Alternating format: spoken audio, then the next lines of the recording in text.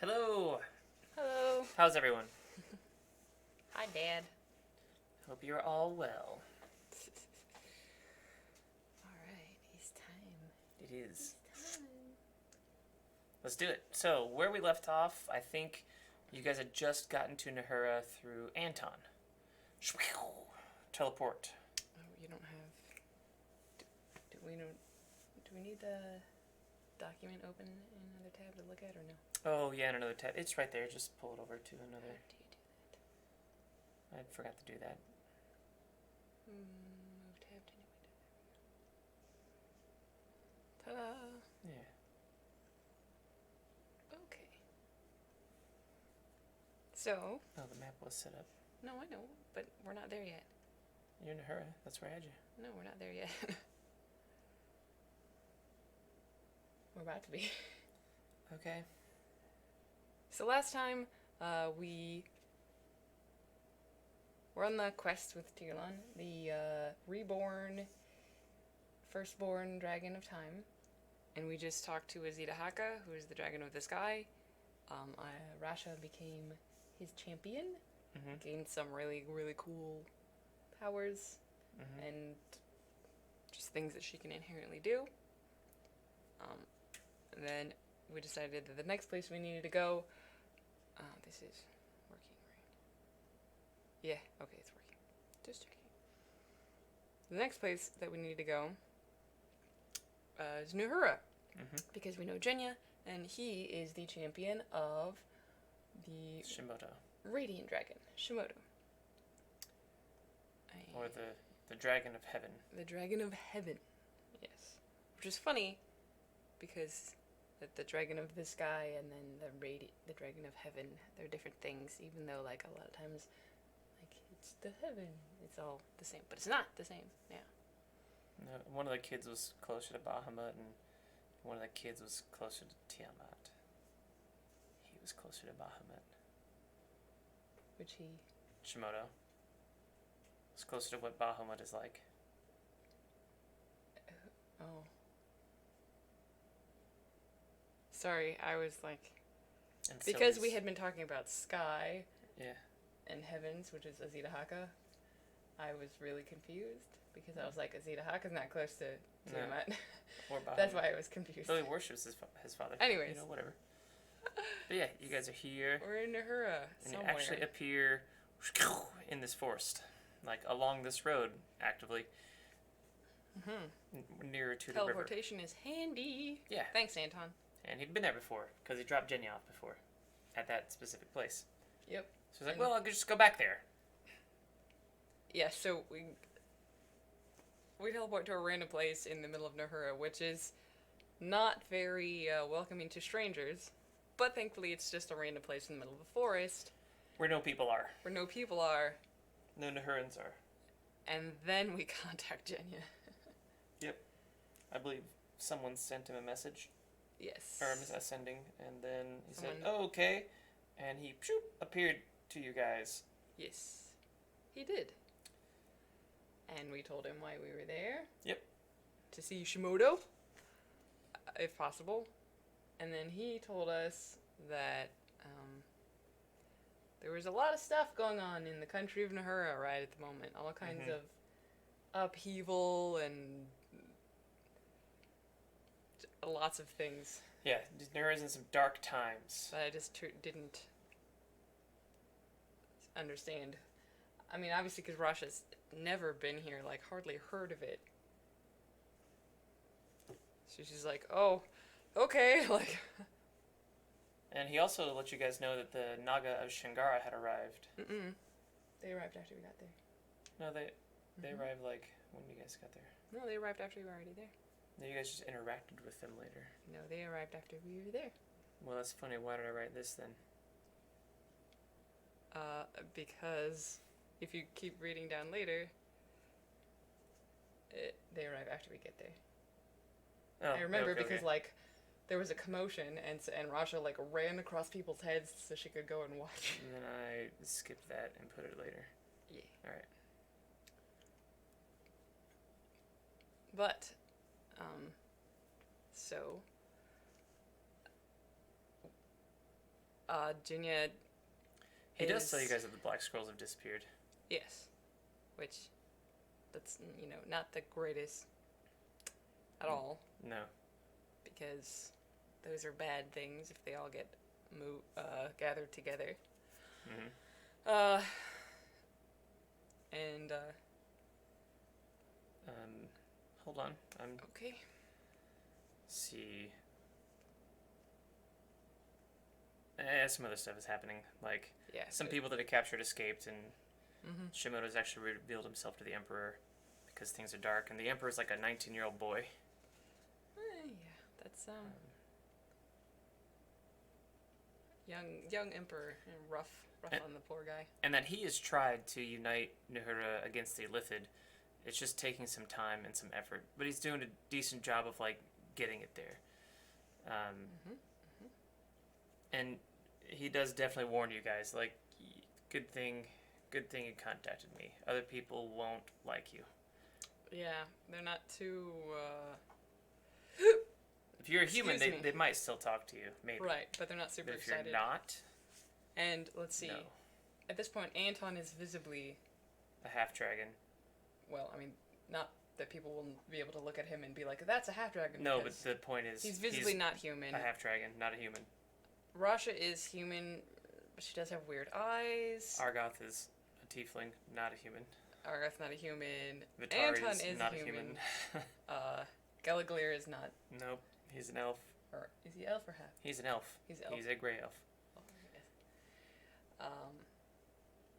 So lots of people with him are not humans. We at least knew that much. You're like, uh-oh. To not just walk around. Walk around and contact him.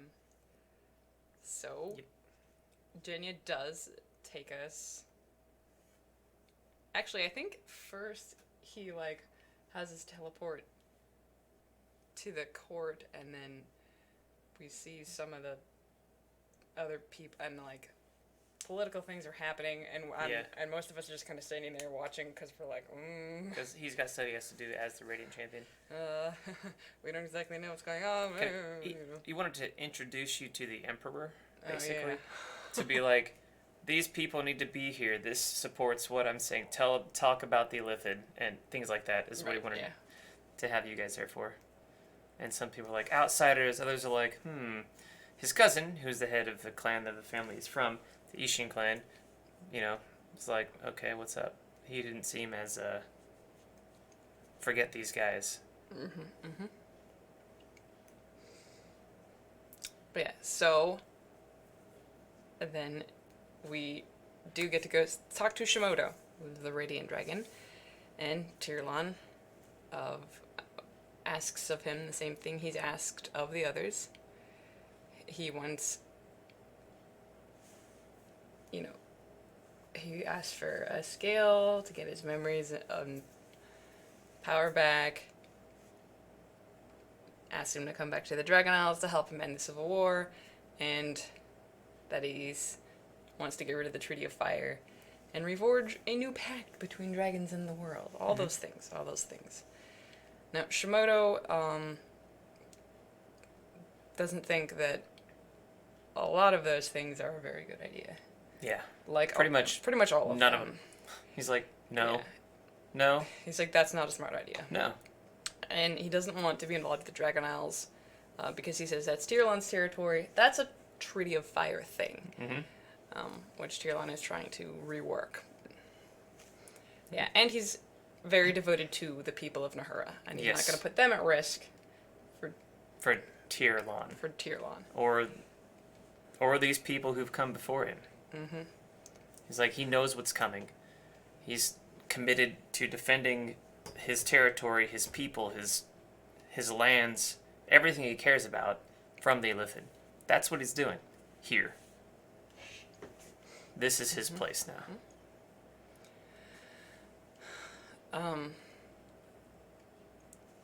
He is, of course, committed to defending Uhura from the Illithid. So it's not as though, he is a dragon that we have to convince that the Illithid are a threat or anything. Yeah. Right? He does in the end concede and kind of allow Tirlan to have some of his own, Shimoda's memories, allows Tirlon to see himself through Shimoda's eyes. And once done, Tirlon agrees to leave, unhappy with himself and his past actions. He bears no grudge to Shimoda and understands his position. And Shimoda in turn commands his Radiant Champion, Genya, to join with Tirlon's group and aid them in their quest. And Genya's given about 3 days to gather what he needs and settle his affairs here to go with them. Yep. So then the group of us, the party, we're given quarters in the foreign embassy, in the foreign quarter in Sanatoga. Well, yeah, which is here. Obviously, we're foreigners, so where else are we going to stay? We pretty much can have whatever we want if we wanted something. But so after we leave Shimoda and we get back to our suite at the embassy, which is by the docks, of course, because it's like the foreign quarter and the ships come in. And the next day, we wake up and there's a commotion coming from the harbor. And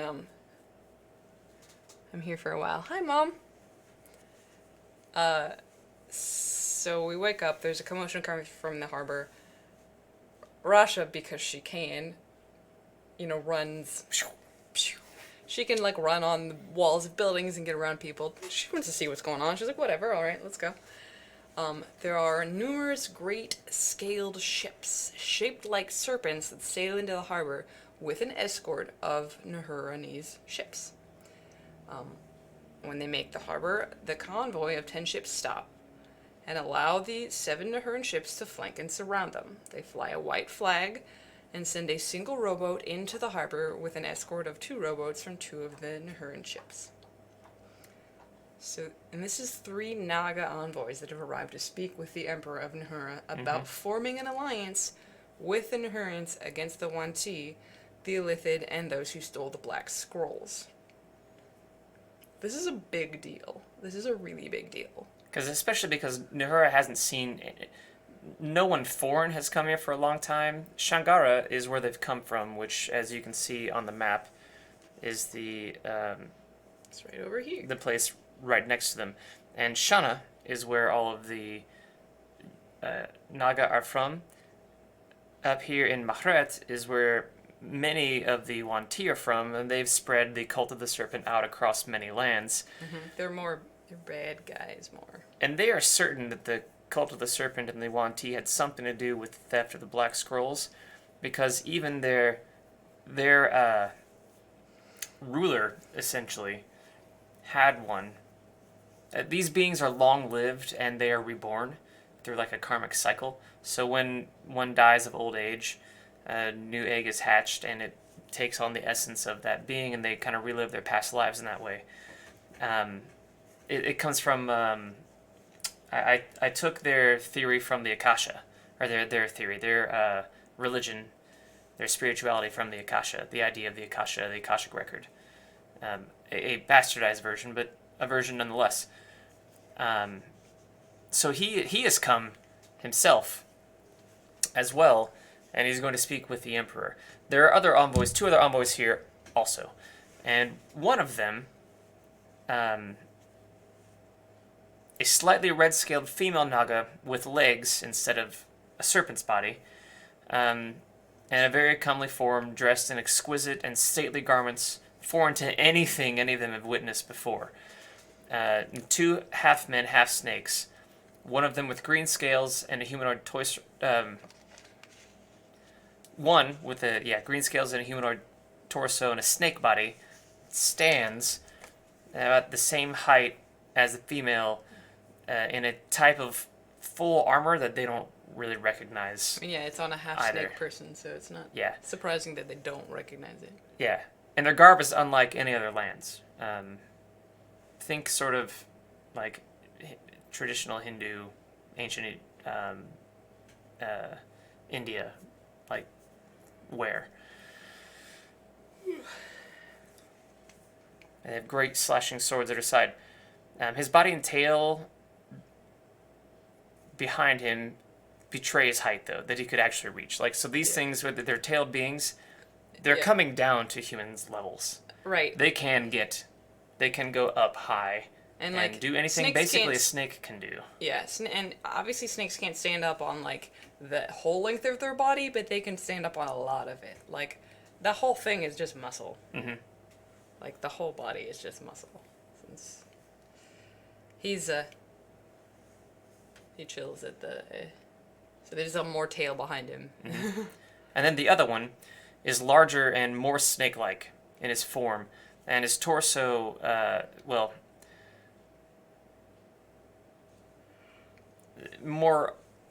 less human-like from his torso on up. Does have arms, but still not quite as human-looking. Yeah, it even has a hood. It has a hood. Like a cobra. Yep. And he looks like a big cobra, basically, in its coloration as well. It wears no armor, but has many baubles and trinkets hanging off of its wrists, fingers, and neck. It also has a curious sacred items hovering over it that it never interacts with physically. And it's of an intimidating stature. It is larger than the other two. And Jenny actually recognizes this guy as a Master of 10 when he was in Racer. He met him many years ago. The floating city. Mm-hmm. So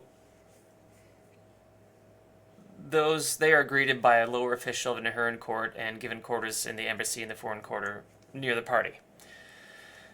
And Jenya knows it's going to take some time for the Empire to decide whether they want to see them or not, and he knows within his 3 days he really has to go deal with that and convince the Emperor and those at the court that, they're coming here offering aid.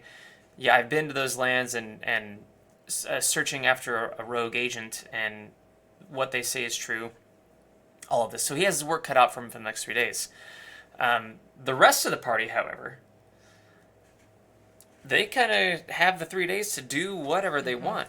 So I don't think that we went and talked to the Naga at that point because we went and did something else. Yeah, you guys did. It was kind of funny because he was like, well, you have to wait at least 3 days, Jenya says, before I can come with you. And then we went and did something that took even longer. So Rasha is like, okay, we've got 3 days. I have this enormous scale that Izida Hanka has given me that I need made into a piece of armor that I can wear. I obviously can't do that. None of my party members can do that. She's like, however, I do have direct access to someone who can do that. So she pulls out what Graven likes to call a cell phone, which is essentially a stone of sending that can send one sending to Graven per day. It's a Machina version, not just a regular magical item. Yeah, it's very special. Magitech. Very special. So, Rasha sends a message to Graven, who, something, The telephone just goes, oh, I'm free. Oh, I'm free. Oh, I'm free. She sends a message to Graven. Hey, I need this made into this. I have this dragon scale from a firstborn dragon, and I need it made into bracers, and I know you can do that, and I can't. Obviously, she does this in 25 words or less. And Graven's like, sure, I'm free right now. Come to the forge. Boom. Oh, yeah. So we teleport to outside this city. I think Anton is the one that teleported you also. Yes. So we all go. We're like, we might as well. Because Tirlan's just waiting. Yeah, Tirlan at this point is sulking in his room. Like an angry teenager. And will not talk to any of us. Nope. Because he didn't like what he saw of himself. Yeah. Through Shimoda's eyes. He's having a very tough time dealing with those memories. And he is kind of like going through puberty, like... Again. In a very compressed period of time. Like, this is causing him to age and mature. Mm-hmm. So he's in his room, like, no one talked to me. So where's the forge? That is in... Ooh. Elgard. Elgard. Alright, so this city, it's, we teleport outside the gates, and if I remember, the city kind of goes down. Is that correct? Yes, I'm gonna do this real quick. Just Okay. keep talking. The city kind of goes down, but there's very much, they have very strict, like, guards and stuff at the entrances, and they're like, do you have,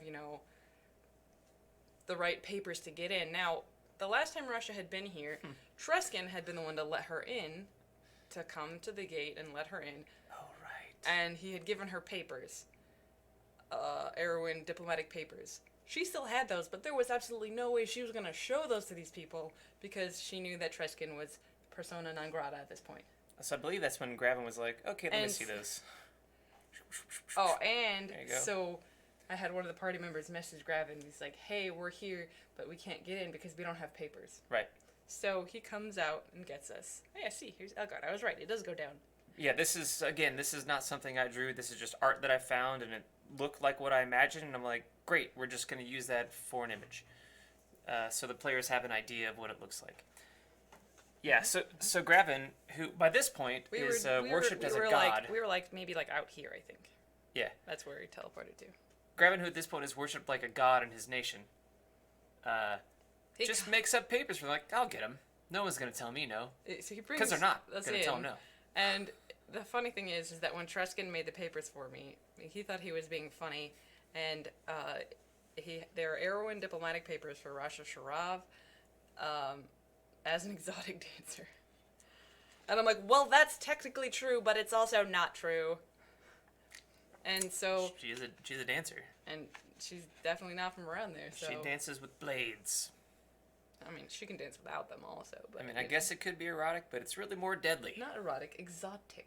Oh, that's what I meant. Exotic, not erotic. It is exotic. I heard. Yeah. It is, and deadly. Very deadly. Very deadly. It's a deadly dance. And so, Gravin gives her papers that say the same thing, except they have his name on them and not Treskin's. But it also gives other people who are there. Right, yeah. For the pass. Different papers. So he takes us down to his forge, which is a really... It's deep in the ground. It's very impressive, and he can do lots of things there. And because of, all of the cool things that he can do, Rasha's like, hey, here's this enormous scale. Can you make this into bracelets for me? He's like, oh, yeah. Yeah. But tunk, tunk, tunk, tunk, tunk, tunk. He also has sentient constructs hanging around, which is not normal. But again, he's a god, and he can make these things happen. And story, again, this is one of those moments where story dictates more than rules. And if the story seems like, yeah, that's a cool thing, let's go there with that story and give them relevance. So these, again, are beings that have relevance where they are, but not necessarily anywhere else in the world. Though they will in the future, just they don't right now.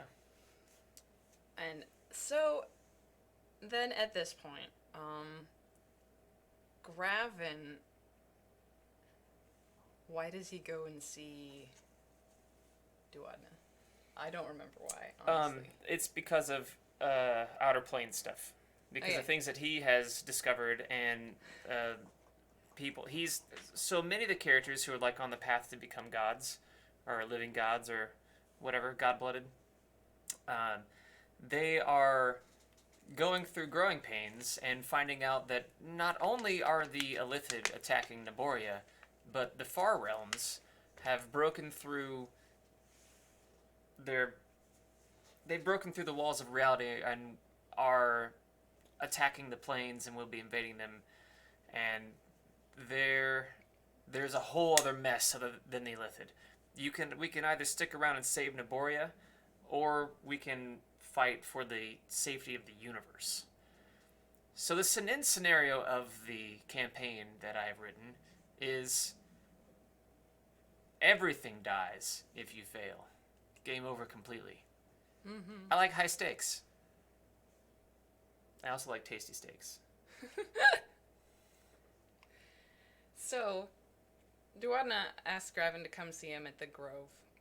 The big... What's it called? What's the grove called? The Grove of Talaron. The Hidden Grove of Talaron. The Hidden Grove. Where is that? Up in Navias, it's right there, Talaron. Uh-huh, yes. What's up here? And Navias and Erwin had been enemies for a long time, but after the war, things weren't quite as...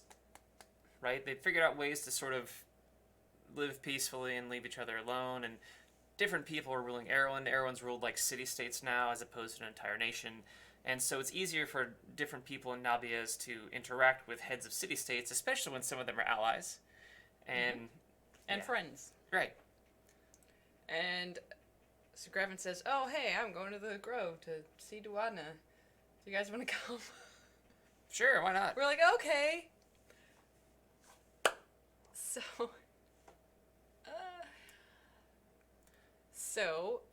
we teleport, and you always teleport. You don't teleport into the Grove. Yeah. You teleport outside the Grove. It's just rude. And then you walk in. We were allowed to be there, so there's not really like an issue of getting And they like you guys. through. They don't care. Right, of getting into the Grove through the woods, You right? like have the open invite. So, we're walking in, and Gravin walks in first. Maybe. Anyway, we kind of walk in as a group. And Rasha, to her great surprise, sees Treskin, who spots Gravin and immediately jumps behind a bush. And Rasha also immediately tackles him as he's jumping behind the bush. Yes. Because, I don't know, how long has it been at this point? Months. Has it? Weeks, maybe? No, maybe a month. Maybe a little more than a month. Maybe a month. Maybe a month. But again, she thought it might be just months and months and months till she saw Treskin again at all. So she's excited to see him. Gravin is not in Erwin. He is aware that Treskin is wanted, but there's somewhere else. He just sort of acknowledges him. He's like, okay.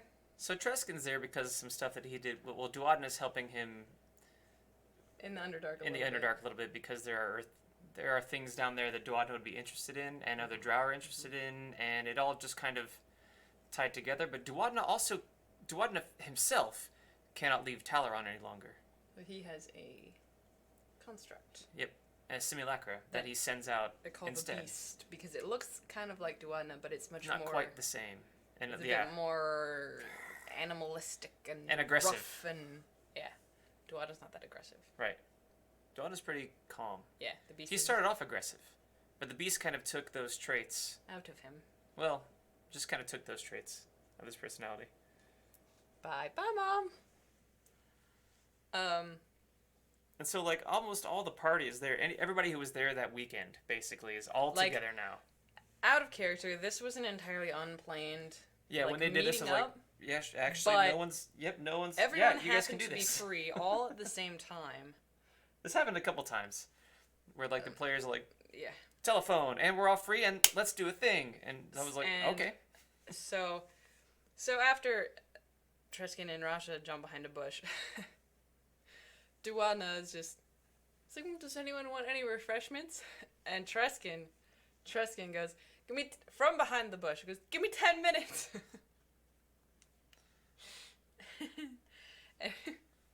Anyways,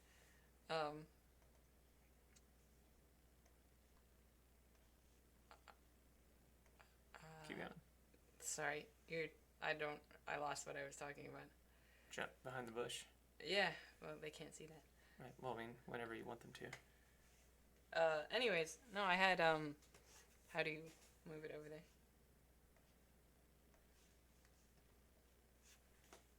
I had a piece of art commissioned of this moment because it was like they both had been changed at this point. Treskin into being God-blooded and Rasha into being the Dragon Champion. The only visible thing that changed about them was their eyes. Treskin's eyes, the whites went black. Rasha turned into like the dragon, the red gold kind of dragon eyes. She's got her bracers on. If you look closely at the picture, you can see the eyes, and their eyes have changed. I had that on a different friend of mine, Carrie. Yes. I forget what her public thing is called. It might just be Carrie's Shimoda art or something like that. Anyways, that was a friend of mine that did that, which Yep. I think it's so cool to commission art of things. And then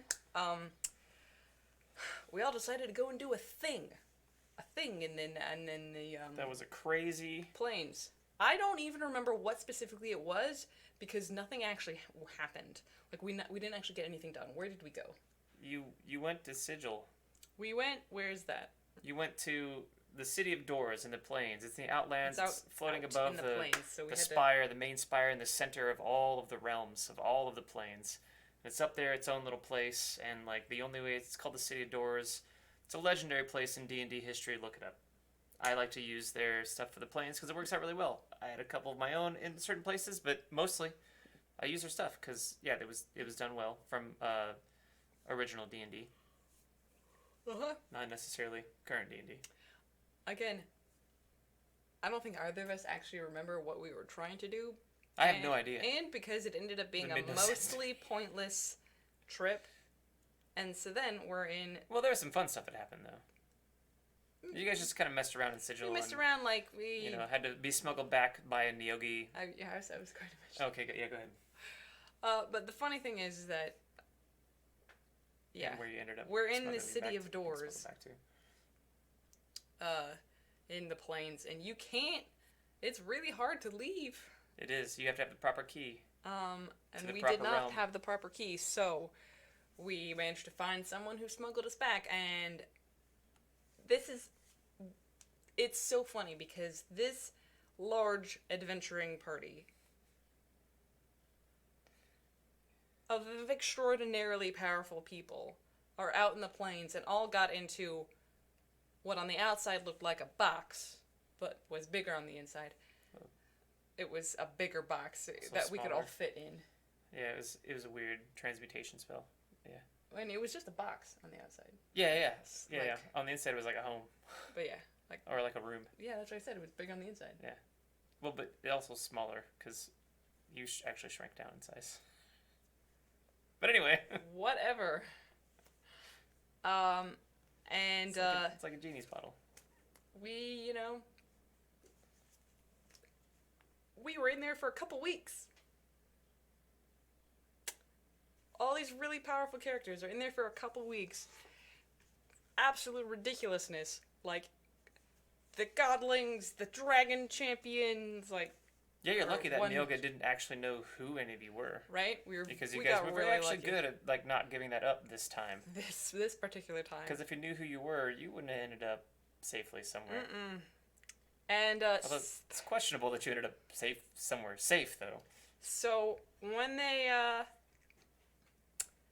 finally let us out of the box and we're out on the deck of the ship, Rasha looks to the shore and is like, "Oh, you have got to be kidding me, because it's Bagra. Of course it's Bagra. Of course it's this dangerous city that once are dead. Of course that's where the smugglers from the Outer Plains would be going. Of course it is. Of course that's where they're smuggling and she's people like, to and from for slaves in the Outer Plains. Thankfully we didn't get sold into slavery. That wouldn't have worked out so well for the slavers. No, it wouldn't have, but you know what I mean. It would have still been annoying to deal with. Yeah. Rasha's like, no. We're all leaving immediately, let's go. And did we teleport back to the Grove? Yeah. And then, yeah, we teleported back to the Grove, told Duwadna of the very little that we accomplished, because again, I don't even remember what the point was. The point was that the players wanted to go on an adventure together because we all happened to be able to be in the same place at the same time. So they went and did something silly So together. we did something goofy. And that's important to do. As GMs, those are important things to let your players do. Give them the agency to do fun stuff that they want to do when they can together. Because that's what the game's all about. All of you sitting around a table, having fun together. Exactly. Say yes more often than you say no. And it was a lot of fun. Unless no is just game breaking, you know. Then of course there's a good reason to be like, well, let's talk about this. It was fun for me to be able to actually role play, with the player of Truscan, as we had this whole thing. Although I don't know if we ever super talked about it very much, but Don't know that it needed to be talked about very much. You know, we obviously cared about each other very much. So, anyways, we teleported back to the Grove, said our goodbyes, and went back our respective ways. Gravin, sent messages to his the people in his country that were looking for Treskin about where Treskin was, but at the time they were in the Outer Plains. So, like, oh, this is where Treskin is right now. In the Outer Plains city. So Gravin is like sort of keeping up to like what he's supposed to do. But it's just kind of. But it's his friend, so he doesn't want to get him killed. Yeah. But he knows at some point he's going to have to help bring him in. He just, now's not the time. It just didn't, it wasn't the right time or place. Yeah. Because Gravin also, knew of other things happening. Is like, yeah, that's more important than Treskin. I gotta deal with that. But yeah, and Gravin and Treskin kind of acknowledged each other, and they're like, yeah, we're gonna have to. Treskin's like, I know, I will come in at some point. But I gotta go back. I'm busy right now. With the beast now, and they went back to Lycan, which is now called Volrain. Volrain! Because, I forgot. Yeah, last time I forgot to say that when Alexander showed up at the Zeta Haka's, he had been there at Lycan and seen Treskin do this, like, miracle, and removing the terrible cyst.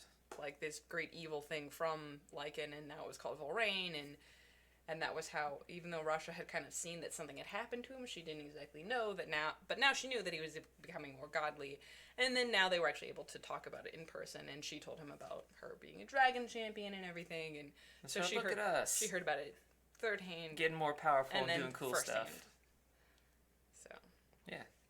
That was cool. So then we go back to Tanatoga, and it's been at least 2 weeks. And I still think at this point you don't go talk to the... We go... Or maybe you talk to Mahajet a little lady, bit. That's right, a little bit.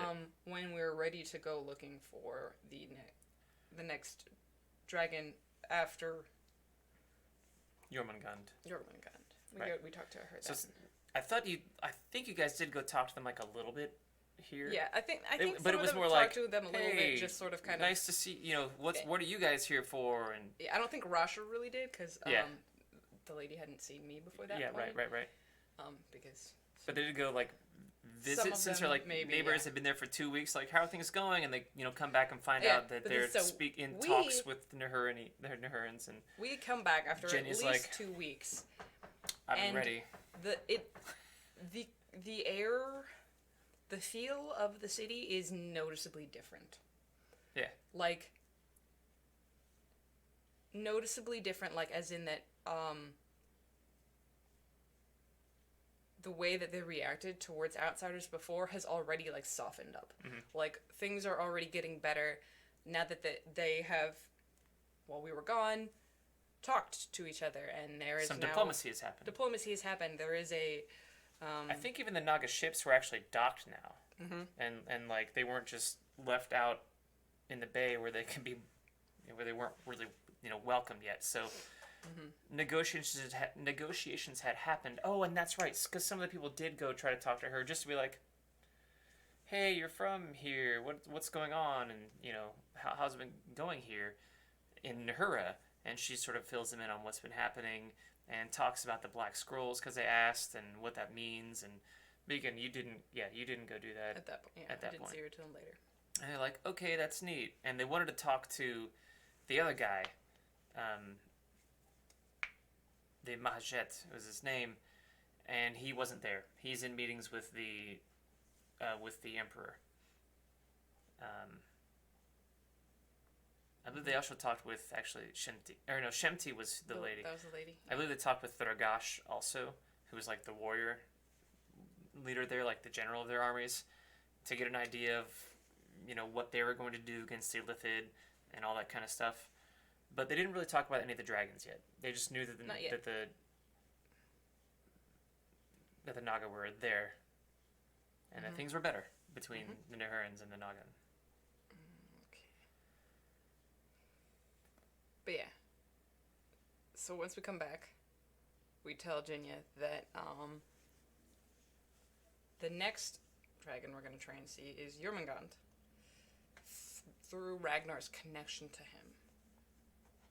The dragon champions are all coming. We're all coming together now into a big group. We've got Alexander, we've got Rasha, we've got Ragnar, we've got Jenya.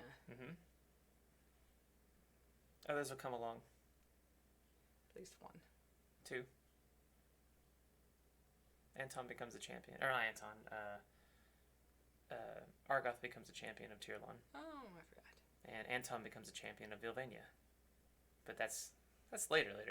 That was a good one. That was good.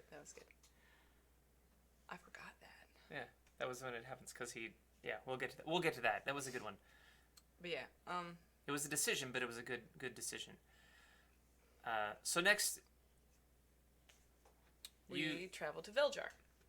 They leave Tonatoga. Which Ragnar is from here. The ruler here. He's actually the Jarl of Jarls. Yes. So he rules Eriksfjord specifically, and then also all of Viljar in general. The King of Kings. So for these like Viking-ish type of people, they are a Jarl of their own city, but he is, as I said, the Jarl of Jarls. And he's a powerful warrior. And so you guys come here, and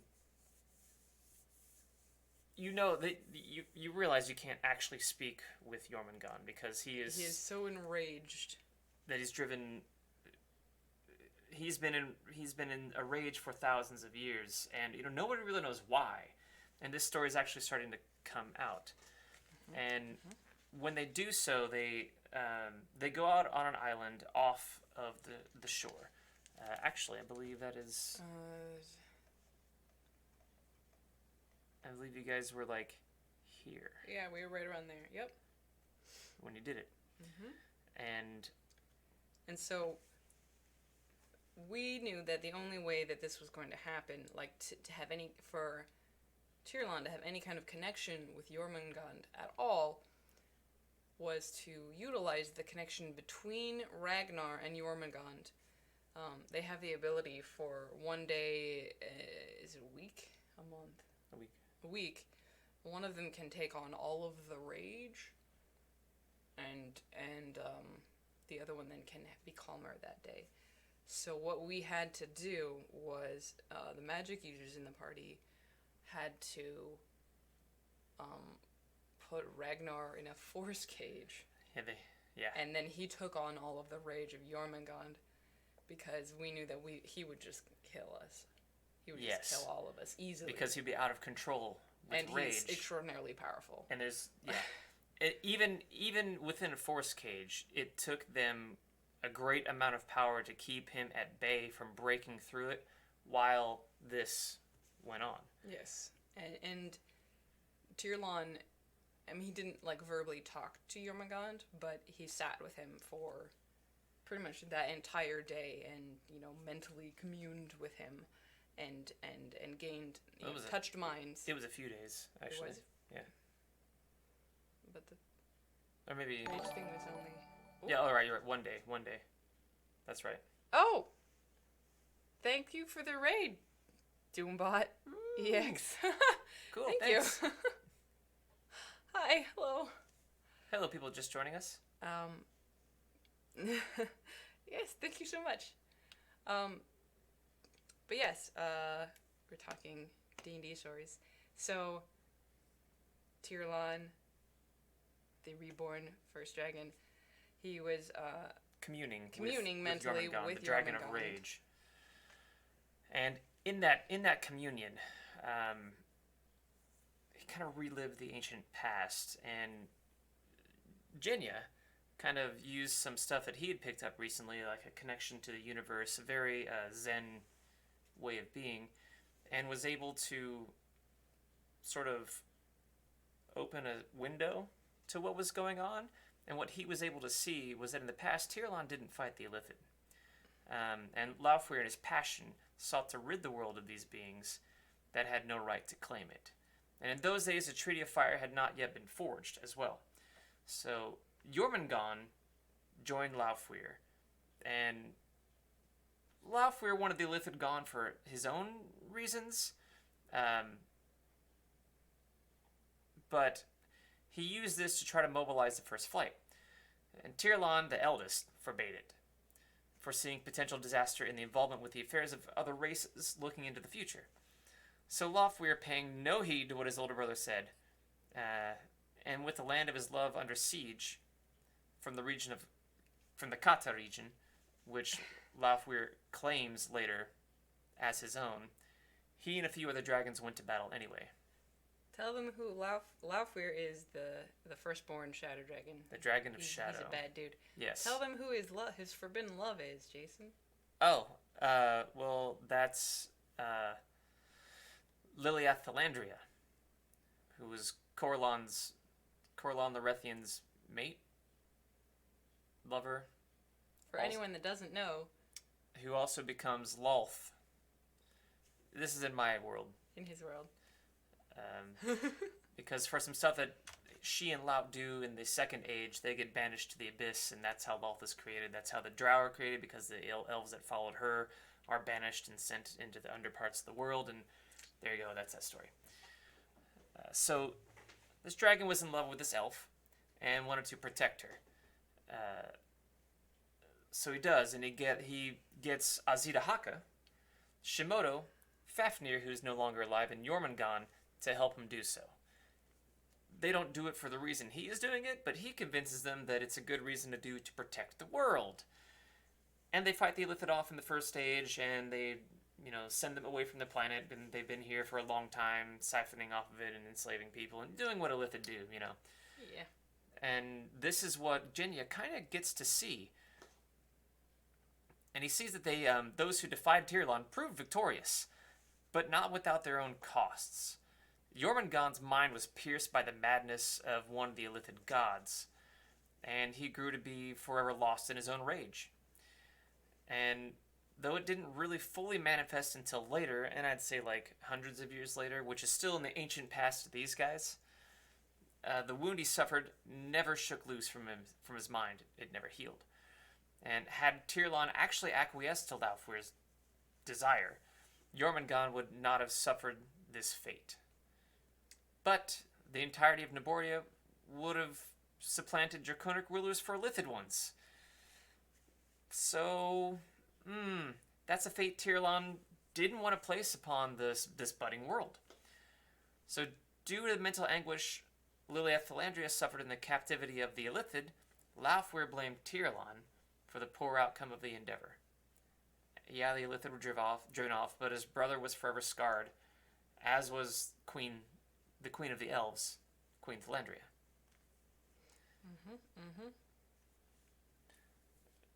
And Azita Haka and Shimoda chose the lives of millions of mortals over those of their brothers in the final battle versus the Illithid. Well, the ancient battle versus the Illithid. And protecting the budding race of the world instead of their brother Jormungand or his love. Laufweir also blamed them for his plight. Because when he started, no, this is really what we're after, they're like, no, we're really after helping these people. Because they're good dragons. They're good beings. Are they both lawful? Yes. Yeah. They are both. Azita Haka and Shimoda are both lawful good, which is funny because Azita Haka's champion is chaotic good, and right now, in the now, and Shimoda's champion is lawful neutral. Lawful neutral. So good and lawful, just the other side, not quite there, which it's fine. It's just interesting. Yeah. This also led to Liliath Thalandria slowly going mad and distrusting other races, and the problems that came way later in the history of this world was this event. So Laufweir from that swore he'd never forgive Tirlan for his dispassion and vowed revenge for his action. And afterwards, well, it's kind of Tirlan was released. It's kind of like, whoa. And this was a lot. Jormungand swims off, not raging, and eventually Ragnar, the day passes, because it has to be a full 24 hours. But yeah, and Tirlan finds out that he knows now that he failed his brother, and then tells the party why Laufweir and Jormungand share an unspoken bond. Unspoken bond. Because they have. even with other characters who've gone back to the past for brief things and done stuff, they've seen this and they're like, well, what's going on here? Even for characters who have interacted with the two dragons in different ways, and when they come together and speak, they're like, why is this? Jenya and Tirlon now know why this is the case. Tirlon does share. He does. He does actually, because Jenya, I think, prods him too. He's like, so you got something you want to tell us? He's like, mm-hmm. So and Tirlon gives it up to the party. He lets them know everything. He tells them.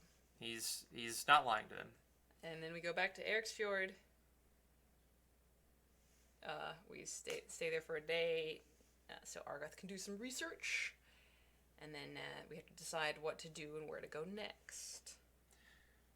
And that's pretty much a good place for this one. So you guys remain in Eric's Fjord right now. And for a day. Yep. But yeah. So, thank you guys for hanging out for this RPG story time. If you haven't followed, go ahead and follow. That'd be cool. I'm also on lots of things. YouTube and Instagram and Twitter. Avatar Elizabeth, pretty much everywhere. But yeah, thanks for hanging out. My next stream will be Thursday, I'll be doing crafty things, about 6 p.m. Eastern.